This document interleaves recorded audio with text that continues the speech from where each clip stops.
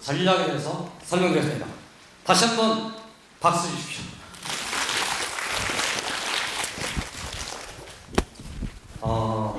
우리는 인문계열 영포자가 많아질수록 즐겁다, 슬프다. 사실 우리 아이는 인문계열 영포자가 뭔지 아시죠? 기쁘다, 슬프다. 도망간다고. 이해하시죠? 그런데 이게 인문계열만 아니고 자연계열도 마찬가지인 거죠? 아닙니까? 네. 그런데 우리는 인문계열. 수포자가 많아져가요. 우리는 인문계열. 즐겁다, 슬프다. 우리는 인문계열. 인문계열 수포자는 이민 갈 데가 있습니까? 없습니까? 계속 그들은 밑으로 전락하게 되죠. 그래서 보통 수학으로 놓고 보면 1학년 때 우리 아이들이 인문계열입니다. 매우 힘겨워하다가, 왜 힘겨워하죠? 내신에서 자연계열 애들이랑 이게 경쟁하다 보니까 힘겨워하다가 이제 지난 겨울을 통과해서 2학년으로 넘어올 때에 마음을 다시 굳건히 먹고 목표를 딱 새로 정립해서 공부를 해나온 애들은 쭉 올라오고 있을 것이고, 1학년 때에 강펀치 한 두세 방을 먹고는 아예 감싸버린 친구들은 여전히 헤매고 있을 것이고, 고등학교 3학년으로 돌아오는 겨울에도 이런 현상은 똑같을 겁니다. 다시입니다. 인문계열인 경우는 갈수록 점점점 힘이 붙어가는 과목이 수학이다. 그래서 고등학교 3학년 학생들한테 다음과 같은 매우 정석이 있습니다. 포기하지 않는 자 1등급이 된다. 왜? 많은 애들이 포기하면서 깔아주니까. 반면에 자연계열은 처지가 완전히 180도 다르죠. 네, 타고 오는 애들, 새로 이 모의고사 대열로 합류해 오는 애들이 공부를 잘하는 자연계열, 못하는 자연계열, 잘하는 자연계열이기 때문에 갈수록 막 그런 거 있잖아요. 네? 파도 하나를 헤치고 넘어갔더니 또 파도가 들어와, 또 뚫었더니 여전히 그래. 이런 현상이 한 3번 정도 벌어지게끔 구성되어 있다. 이 점 염두에 두시고요. 자연계열 학생들의 수학은 매우 험준하며 인문계열 학생들한테는 오히려 수학이 최후에는 우리 학생들을 웃게 만드는 과목이 된다. 이 점을 염두에 두시고, 내신 시험도 마찬가지입니다. 지난 2월에 제가 2014학년도 예비 수능 시험 문제를 분석했고, 오늘은 그거에 더해서 지난 6월에 치러진 고등학교 3학년 실제 그 모의평가 문항들을 추가로 분석하면서 우리 아이들이 치르게 될 2014학년 이후에 수학 문제들이 어떻게 변화되는지, 수리 영역이 수학으로 바뀌었을 때 어떻게 되는지 이걸 분석해드리고, 내신 시험 공부하고 수능 시험 공부를 어떻게 하면 효과적으로 결합시켜 갈 수 있는지, 그리고 마지막에는 돌아오는 여름방학 때 어떤 공부를 해야 되는지를 설명드리면서 마지막 순서를 진행해 보도록 하겠습니다. 자, 28페이지를 가보시는데요. 지난 2월에 했던 얘기를 좀 간단하게만 축약하고, 그런 후에 6월 모의평가의 집중적인 분석을 진행해 보도록 하겠습니다. A형, B형으로 시험 본다는 것은 다 아시는 거고, A형이 예전에는 수리 가형 나형, A형이 나형, B형이 어려운 가형이었습니다. 공통사항입니다. 형식적인 변화는 크게 없습니다. 문항수하고 시험시간이 그대로입니다. 문항수가 몇 문항이죠? 수학 30문항이고요. 그대로. 시험시간은 100분 되겠습니다. 잠시 퀴즈. 이 수능시험 문제를 대학교 수학과 교수님이 치르면 100분에 30문제를 다 풀어서 만점을 맞을 수 있을까요? 없을까요? 없어요. 네, 이 자리에 서 있는 이 사람은 100점을 맞을 수 있을 것 같습니까? 없을 것 같습니까? 있어요. 둘의 차이가 뭘까요? 여러 번 많이 하고 이 시험의 본질을 아는 사람이고, 즉 고등학교 수학임을 아는 사람이고, 교수님은 뭐죠? 수학을 하시는 분이라서 만일에 한 일주일간 시간을 주고 서로 연구를 열심히 해서 저 문제의 수학적 본질에 대해서 논하라 하면 그 교수님이 저를 가르치려고 들겠죠. 그런데 100분이라는 시간 제한, 즉 90분이라는 시간 제한을 두고 그 문제가 어떻게 풀려나갈 것인지에 대해서 논하면 언제나 제가 그 교수님을 가르치겠죠. 이런 처지입니다. 그러니까 무슨 말이냐면 교수님들이 하는 수학하고 고등학생이 다루는 수학은 심지어 이과가 돼도 다르다.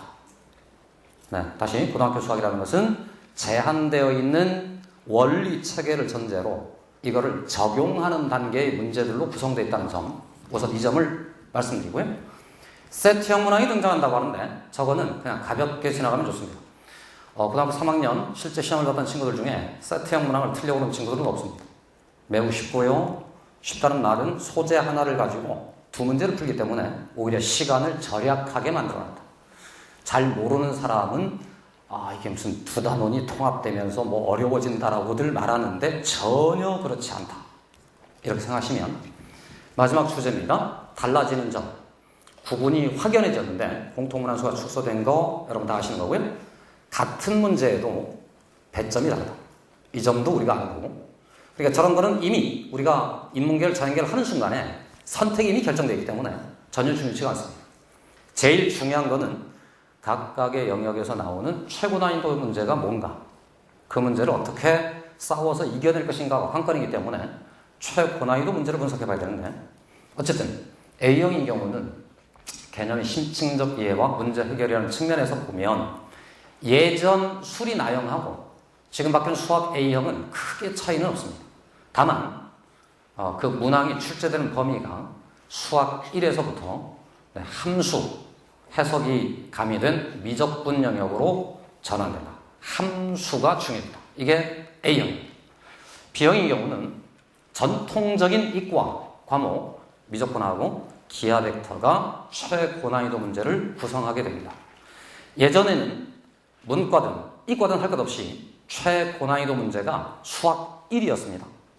수학 1은 지금 부모님들께서 한 3개월만 열심히 강훈련을 받고 시험 현장에 가서 한 10분간 등장하는 문자에다가 1, 2, 3, 4 해서 25번 대입하고 나타난 숫자들을 몽땅 더해낼 수만 있으면 답을 낼 수 있는, 즉 누구나 해결해 볼 수도 있는 문제였던 데 비해서 시간이 많이 걸리는, 이제는 영역이 바뀌기 때문에 아는 사람은 손대고 모르는 사람은 포기하는, 이해하십니까?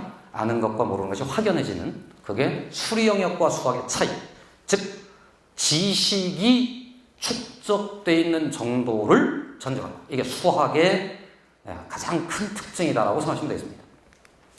구체적인 문항을 분석해 봤는데요. 지난 2014 예비 시행 문제입니다. 함수의 성격이 강화되었다고 하고 위쪽에 보시다시피 저곳에 함수, 그래프를 논하라 합니다. 구체적인 문제는 자료집에 들어있으니 참고자료에 지금 보지 마시고요. 지금 보셔봐야 풀 수가 없어요. 돌아가셔서 아이들한테 풀게 해주시면 되고, 지금은 매우 특징적인 몇 개의 단어들, 그 단어 속에 표현되어 있는 특징만 분석하겠다고 생각하시면 좋습니다. 위아래는, 아래쪽은 2012학년도 수능시험 문제입니다. 그러니까 저기는 이른바 상용로그라는 단원의 지표 가수를 수치적으로 해석하는 인문계열스러운 문제였는데 A형임에도 불구하고 2014학년 수능에는 함수화하라, 그려라, 교점의 개수를 따져라고 합니다. 또 하나 가보겠습니다. 최고 난이도 문제입니다. 보시다시피 출제된 영역이 미분 영역이고요. 주어진 저 그래프의 상태를 해석해서 총 4개의 구간으로 구성된 함수를 만든 후 미분 가능한지 만지라는 심층적 개념의 이해를 묻습니다. 다시 말합니다. 손대는 자는, 아는 자는 손대게 되어 있고 모르는 자는 그냥 포기하게 되는 문제로 구성된다. 이런 특징을 지난 6월 모의평가를 다시 한번 분석해 봤거든요. 이게 맞는지, 경향이 다 들어맞고 있는지를 분석해 봤더니 가장 중요한 말, 함수가 여전히 중요하다. 그렇죠? 함수가 중요하다는 말이 매우 중요한 특징 책으로 구성된다. 수학 A입니다. 인문계열 친구들한테 함수, 도형 중요하다. 자, 14번 문제, 저기 세트형 문항인데요. 13번 문항은 아주 쉽게 그냥 지나가게끔 되어 있습니다. 14번 문항에 봤더니 지금 저 빨간색 박스 바로 위에 네, 여러분들이 익히 아는 단어가 있죠. 무슨 단어가 보입니까? 수열입니다. 아까 말씀드렸던 것처럼 보통의 수열은 n 대신에 1, 2, 3, 4 대입하면 되게끔 되어 있는데, 네, 문항의 구성 상태가 그래프를 주고 함수로부터 합성 함수의 원리를 동원해서 이 수학을 풀어내라고 구성되어 있다. 한 번만 더 볼까요? 30분 문항 최고난도 문제인데요. 앞에서 봤던 지표가수라는 단어가 보입니다. 조금 전에 2014 예비시행에서 봤던 그 문제 보세요. 보시다시피 아래쪽 2012학년도에는 아래 두 번째 줄에 있는 저식을 읽고 자연수 n의 개수를 찾아라 했는데, 저 위로 가면 그래프를 그려보라 그랬죠.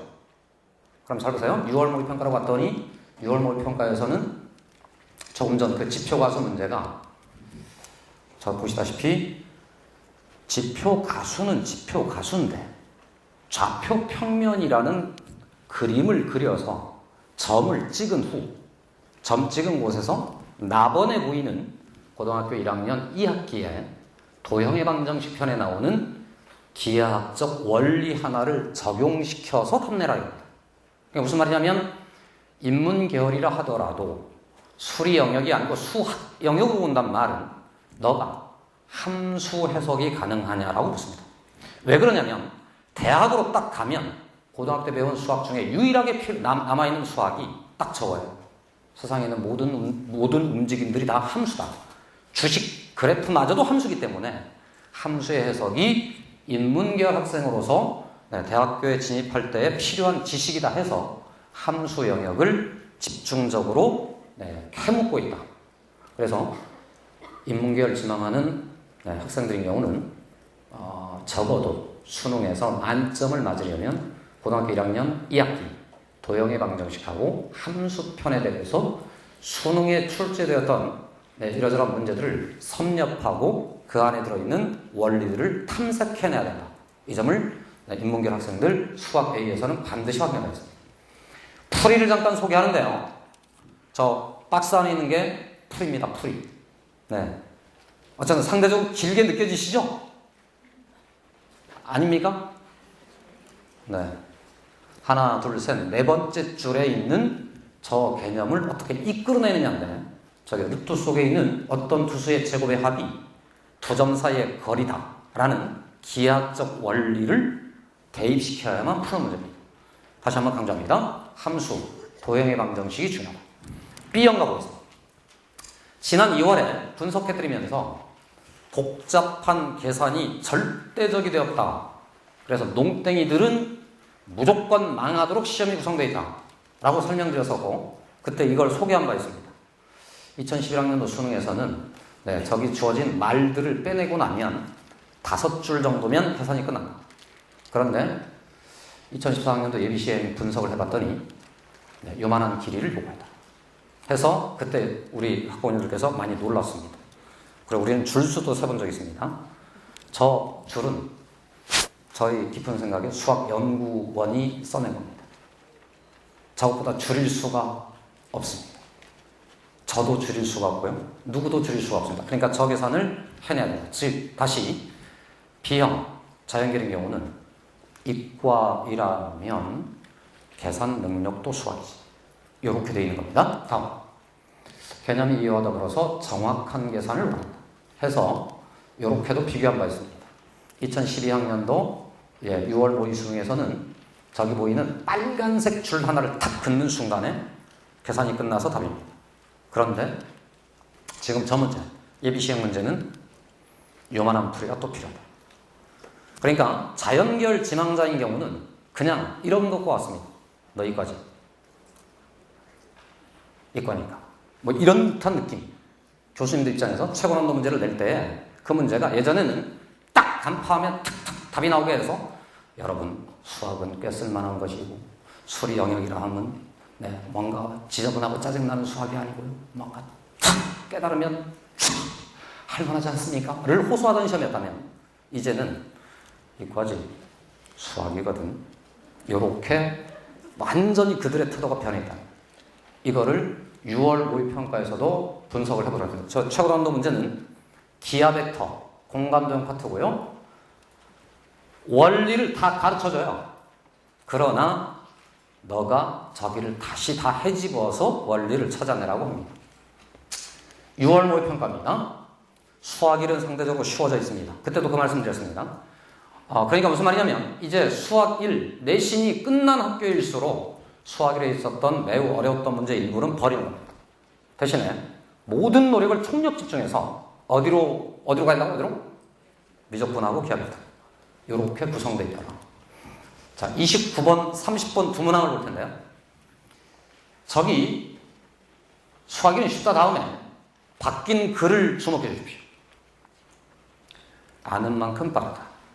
좀 전 앞에서는 복잡한 계산을 요구한다고 하였는데 저대로 시험을 보면 아마 다시 2014 예비시행처럼 시험을 보면 만점자가 거의 등장하지 않을 것이다 라고 그들이 의식하게 되는 겁니다. 그래서는 아는 만큼 빨라지도록 구성을 하는데 29번 문제는 2차 곡선 문제인데 네, 요만큼이 풀입니다. 저 풀이는 제가 인터넷 사이트를 검색하다가 학강모라는 사이트가 있어요. 학원 강사들의 모임. 거기 있는 하나를 제가 살짝 발췌해 왔습니다. 네. 제가 푼 거 아닙니다. 네. 자, 저기 박스 안에 몇 줄인지 빨리 세보세요. 하나, 둘, 셋, 넷, 다섯, 여섯, 일곱, 여덟, 아홉 줄? 10줄입니까? 중간에 중심 입으로는 저건 한 줄 아니잖아요. 9줄 보이시죠? 네. 근데 9줄로 끝난 겁니까? 그 9줄 밑에 또 있는 겁니까? 그렇습니다. 그러면요, 대략 한 4등급 이하로 떨어지잖아요.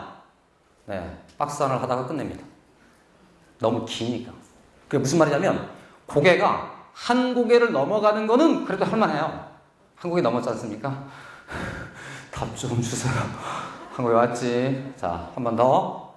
이렇게 되는데, 네, 저거는 저희가 만들어 본 답입니다. 그 9줄이 몇 줄로 줄어 있습니까? 저것도 5줄이라고 우기면 안 됩니다. 네. 4줄이죠. 뭐 어쨌든 좋아요. 5줄. 무슨 말이냐면요. 저기 새로 소개된 저 풀이는 우리 아이들이 고등학교 2학년에 2차 곡선 파트를 조금이라도 깊이 공부해보면, 즉 내신 시험을 집중력 있게 공부를 해보면 알아낼 수 있는 거거든요. 저거를 지식으로 갖고 있다가 저 문제가 나타났을 때 저 위쪽에 있는 하나, 둘, 세 줄을 가지고 탁탁탁 식을 써내고 나면 이쪽 9줄을 세 줄로 대체할 수 있다. 그럼 당연히 새로 소개된 풀이에 따르면 애 머리는 박스 안에 집중되겠어요? 그 다음으로 집중하겠어요? 그 다음으로 집중할 수 있습니다. 문제의 본질은 아래줄에 있으니까. 문제는 처음 소개했던 풀이는 박스 안을 저기 헤집다 보면 끝나버린다 이 말이죠. 괜찮아요? 다시. 이해된, 축적된 지식이 전제되지 못하면 하다가 끝내고 축적된 지식이 확실하게 정립되어 있으면 저기를 넘어서 다음번 그림 하나 그려놓고 그 다음 풀이들은 양쪽이 같아요. 양쪽이 같다는 말은 그 다음부터는 대략 대부분의 친구가 소화할 수 있다는 거예요. 즉 위쪽 박스 부분을 딱 버리고 아래쪽 문제만 낸 게 예전 수능이라면 이제 수능은 어쨌건 저 박스로 요구하는 거예요. 그럼 저걸 얼마만큼 빨리 건너갈 것인가, 얼마만큼 축약하되 정확하게 지나갈 것이냐가 관건이에요. 이번엔 30번 보겠습니다. 30번 문제는 미적분 문제입니다. 역시나 풀이 하나를 잠깐 소개해드리는데, 네, 또 세십시오. 하나, 둘, 셋, 넷, 다섯, 여섯, 일곱, 여덟, 아홉, 열, 11줄. 보이시나요? 그 중에 하나, 둘, 셋, 넷째 줄쯤에 이유 부분은 그래도 어쨌든 양보해 줄 수 있지 않습니까, 우리가? 저건 해설을 하느라고 써놓은 거고, 애들이 무슨 저걸 푸는데 이유를 쓰고 있겠어요? 그래서 한 9줄쯤 됩니다. 몇 줄 될 것 같습니까? 다시 누르면 몇 줄짜리가 나타나겠냐고요? 이렇습니다. 다시 저 박스가 저 박스로 바뀝니다. 역시나 저의 얘기는, 저 주제는, 박스 안에 들어있는 주제는 심지어 인문계열 친구도 미적분에서 접근 파트에서 포물선, 2차 함수하고 직선 사이의 넓이를 구하는 공식으로 배우는 내용이에요. 저런 지식을 얼마만큼 꾸준히 잘 축적해서 간직하고 있을 것인가. 이에 따라서 본질, 즉 문제 해결의 본질이 박스 안에 있지 않고 박스 다음에 있기 때문에 얼마만큼 저 박스를 빨리 정돈하면서 지나갈지, 이게 관건이 되더라. 그래서 처음에는 계산만 복잡해진 것처럼 느꼈었는데 이게 한 해를 거듭해서 이제 진짜 실제 아이들을 데리고 실제 시험을 쳐본 거죠. 무슨 말씀이냐면 지난 2014 모의 시행일 때는 고등학교 2학년 애들이 아예 문제를 풀지도 않았어요, 그날. 왜? 배운 게 없으니까. 그런데 올해 고등학교 3학년 학생들을 대상으로 직접 지금 시뮬레이션을 해보니까 아이들이 정답률과 등등등에 대한 정보들이 웬만큼 나오기 때문에 실제로 문제를 변형시키고 있다. 변형의 핵심이 뭐냐? 그러니까 앞에서 우리가 봤던 어마어마한 풀이기리들 중 어느 정도까지는 과감하게 자기가 알고 있는 지식을 확 적용시키면 대폭 줄여갈 수 있는 그런 체계하에 놓여 있더라. 이런 점을 말씀드리고, 문제는 뭐냐? 그럼 저거를 해낼 수 있느냐가 관건일 거 아닙니까? 우리 애가. 현재 그러니까 우리 아이가 3등급 선을 기점으로 해서 저렇게 설명하면 이해를 해요. 4등급 아래쪽으로 떨어진 친구들일수록 고통스러워합니다. 어쨌든 각오를 단단히 해야만 현재 그 4등급 아래쪽에 있는 친구들은 이걸 역전시킬 수 있다. 그러니까 무슨 말이냐면 지식의 축적을 요구하기 때문에 2학년 과정에서 자기가 농땡이를 치고 나서 고등학교 3학년 때 역전시키려고 하면 이과인 경우는 이게 기약되지 않는다. 그러니까 지금 매우 집중력을 발휘해서 공부를 해야 합니다. 이런 메시지가 되겠습니다.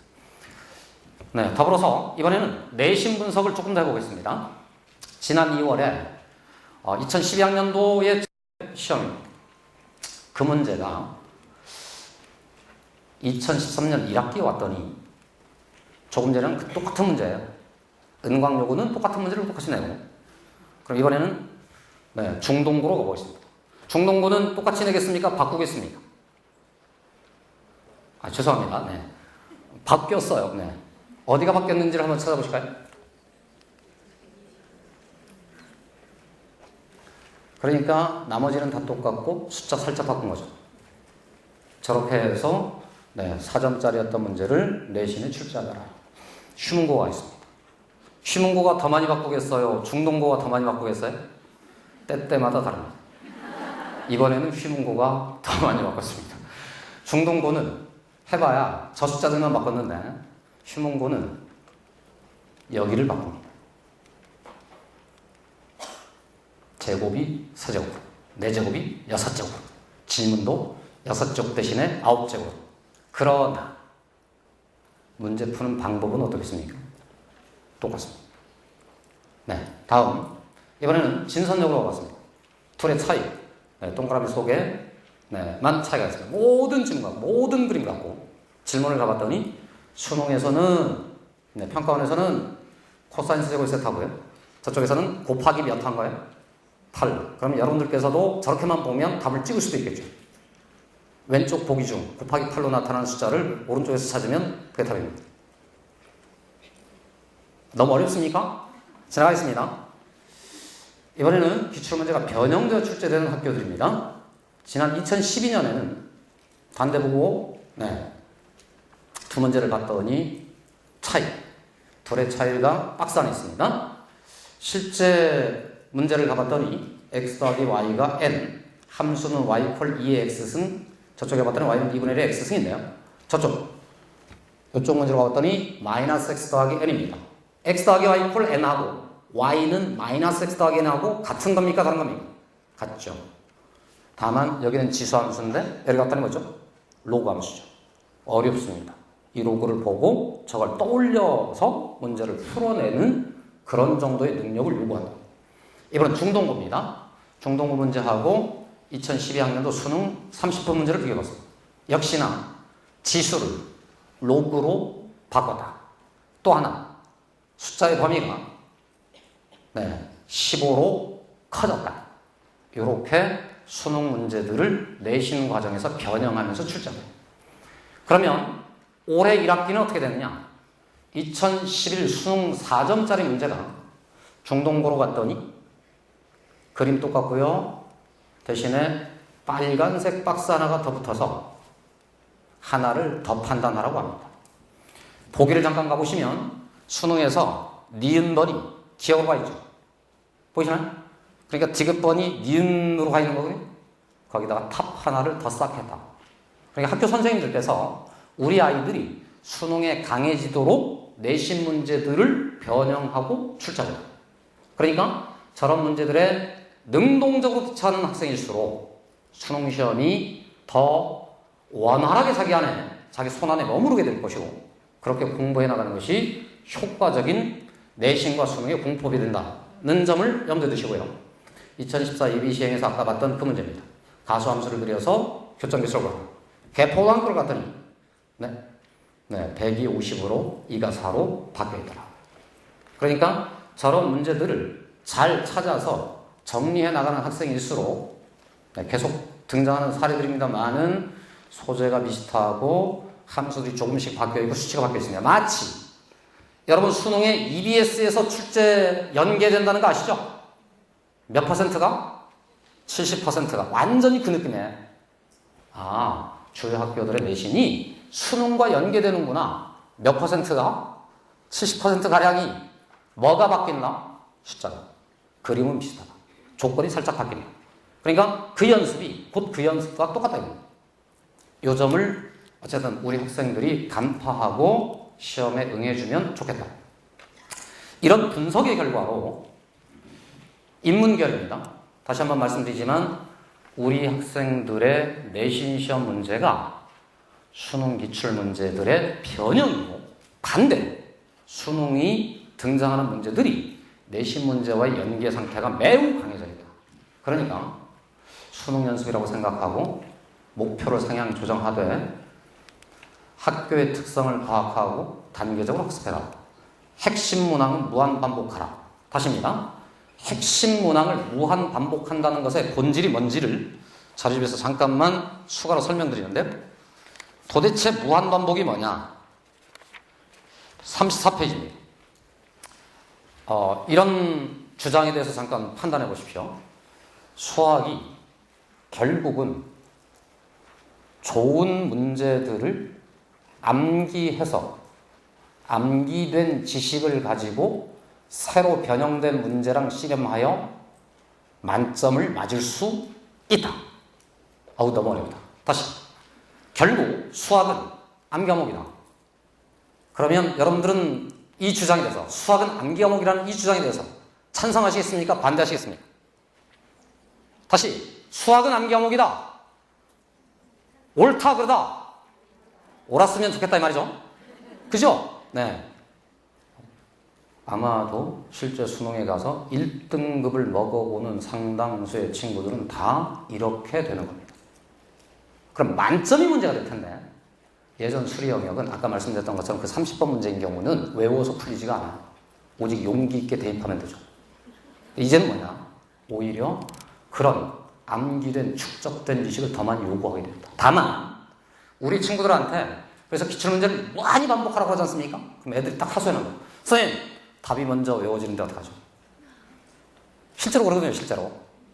그러니까 저런 문제들을 여러 번 많이 보면 너무 문제가 특징적이기 때문에 답이 먼저 딱 머릿속에 들어와요. 그러면 당연히 제1번 보기를 지우고 답해봐야 된다. 괜찮죠? 보기가 없으면 얘기가 달라질 거 아니에요. 제2번 보기도 지우고 서술형으로 풀어봐야 된다. 대신에 기출문제들, 이 나라가 만들어낸 최고 수준의 좋은 문제들에 대해서 여러 번 반복한 결과로 자료집 34페이지로 잠깐 가십시오. 거기 3번. 네. 시간과의 싸움에서 승리할 수 있는 힘은 전형적인 유형에 대하여 다음과 같이 행동하라. 보자마자 이것은 어떤 단원의 어떤 유형이다. 이 주제를 풀 때 반드시 주의해야 할 조건은 무엇이다 해서 거기에 써두십시오. 밑줄.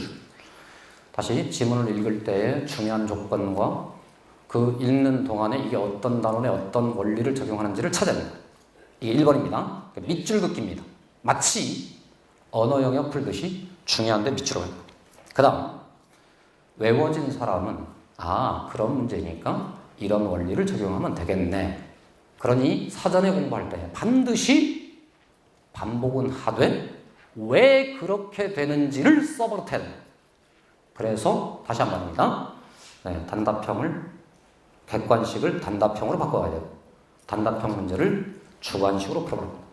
그래서 고등학교 3학년 특히나 인문계열 학생들을 저희가 가르칠 때는 지난 겨울방학 지나 1학기 동안에는 새로운 개념들을 배우느라고 그러지 않았지만 6월 모의평가 직전부터는 학생들한테 교재가 이렇게 한 페이지에 문제가 2개예요. 이쪽 2개, 이쪽에 다 여백입니다. 이게 뭐 하라는 거겠습니까? 써봐라. 그렇게 써보면 외워 찍는 것을 극복해 나갈 수 있는 힘이 생긴다. 그 점을 염두에 두시고요. 대신에 마지막 줄입니다. 답하기 전에 반드시 조건을 확인해야 됩니다. 보통 많이 틀려오는 경우가 자기가 탁 어느 순간 어떤 문제를 만났거든요. 좀 어려워요. 29분 풀었어. 푸른 방법 안 써. 그리고는 급히 자기가 흥분해버려. 찾았어. 드디어. 질문을 안 보고 계산을 하다가 등호 있죠. 등호 다음에 30이 딱 나오잖아요. 보기에 30이 보이잖아요. 분명히 그렇게 찍게 돼 있어요. 인간이. 그런 경험을 덜 해본 사람에서 그렇습니다. 다시입니다. 어려운 문제를 자기가 풀이 원리를 알아냈다 이거예요. 자기 기억 속에서 찾았어요. 그러면 딱 아하 하게 돼 있어요. 아하. 그런데 사실상 수학은 아하 다음에 20%가 남아있어요. 질문이 뭔지를 봐줘야 되는데 그걸 안 본 채로 답하는 습관들이 아이한테 들어있다. 그래서 그 마지막 단계의 주의할 점까지 딱 정리되도록 여러 번 반복해야 된다. 이게 인문계열 학생들이 염두에 둬야 될 공부 체계고요. 자연계의 경우는 공부 시간을 1학년 때보다 2배 늘려라. 이게 다 동의하시죠? 저거 없이는 답이 없다. 수능 기출문제를 최대한 풀어내야 돼요. 그리고 학교의 특성에 따라서 공부 방식을 달리하는 것은 당연한 얘기고요. 핵심 문항의 무한반복도 같은 얘기입니다. 자, 문제는 마지막 한 3분만 더 설명드리고 마치겠습니다. 저 주제가 이제 올해 초에 우리를 매우 괴롭힌 주제였습니다. 선행학습 금지법. 잠시 이게 지금 여론에서 사라졌지 않습니까? 언론에서. 학교의 현실은 어떻게 되느냐. 지금 1학기까지의 시험 범위를 제가 색칠을 해서 와왔습니다. 저 이과입니다. 문과는 학교에 따라서 수학일에 반이 진행된 학교, 수학일이 다 끝난 학교도 있고 심지어는 미적분과 통계기본 일부를 병행하는 학교도 있어요. 문과는 큰 문제가 없습니다. 그래도. 왜냐하면 곧 그 핸디캡들을 극복해 나갈 수 있으니까 진도의 캡을. 자연계리 문제인데 보시다시피 진선여고 영동구는 전통적으로 개기는 학교예요. 감사 나와도 그냥 각오합니다. 우리. 우리가 신흥 명문고등학교가 돼야 되기 때문에. 은광여고, 중대부고, 중산고등학교는 살짝 반칙. 수원을 하고 기하 벡터를 조금 했어요. 신흥고, 자유형사학고의 대표주자. 반칙하다가 포기했어요. 기하 벡터 하다 말았다는 겁니다. 숙명여고 보이시죠? 저 느낌이 뭔지. 남들은 수원 다 끝냈는데 수원 반을 한 겁니다. 처음에는 의욕이 매우 높았어요. 숙명여고가 쉬운 것처럼 수원도 하고 수투도 하고 기백도 하고 그러다가 확 지금 이렇게 되거든요. 밑에 있는 개포, 경기, 경기여고, 단대보고, 중로고. 개포, 경기, 경기여고의 공통점이 뭡니까? 공립학교. 단대보고, 중동고가 왜 접하가 됐는지 모르겠는데 수원이 끝난 겁니다. 그럼 보세요. 2학기 때에 어디까지 시험 볼지를 추론해 보세요.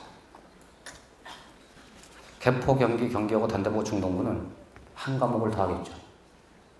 그럼 나머지 2과목이 다 어디 있습니까? 고3으로 넘어가 있어요. 숙명여고는 뻔합니다. 저게.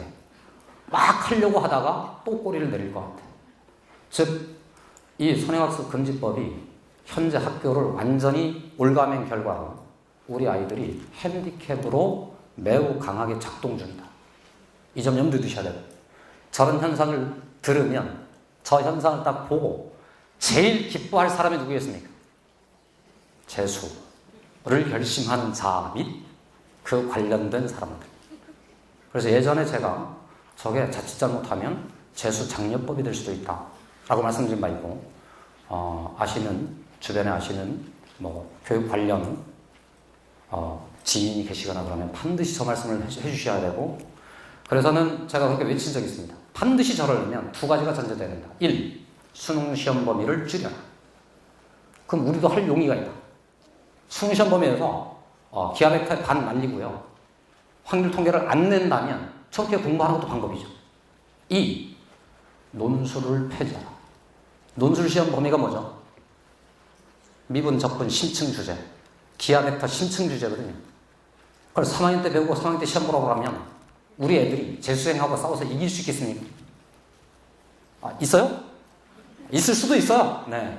전국에 한 100명쯤은 우리 다 100명, 우리 300명 넘을 때가 되죠. 네. 어쨌든 이거는 뭐냐면 저 핸디캡을 현재 우리가 제대로 고칠 수 없다면 저걸 반드시 돌아오는 2학기 내로 극복해내야 된다.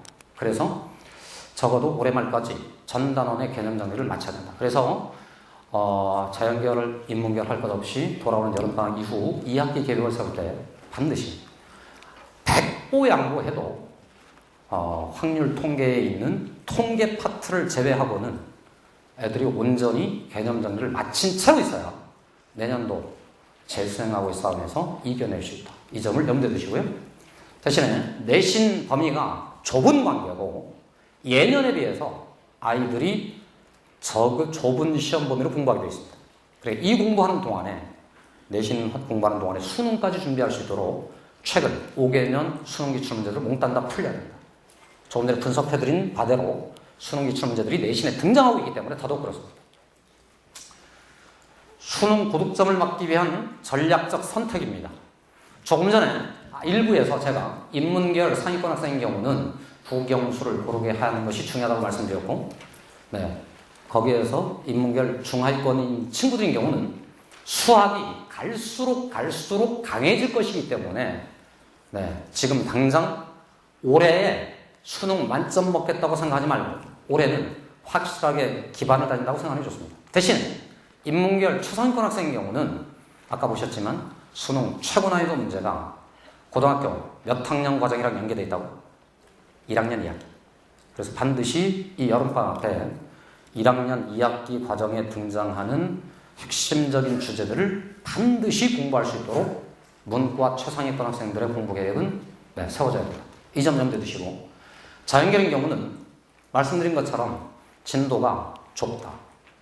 대신에 어쨌든 최상위권 학생들일수록 상대적으로 선행학습을 해둔 상태일 테니까 지나간 단원들, 시험 보게 될 단원들, 수능 기출 문제, 그리고 고난도 문제들을 다 섭렵할 수 있도록 계획을 세워라.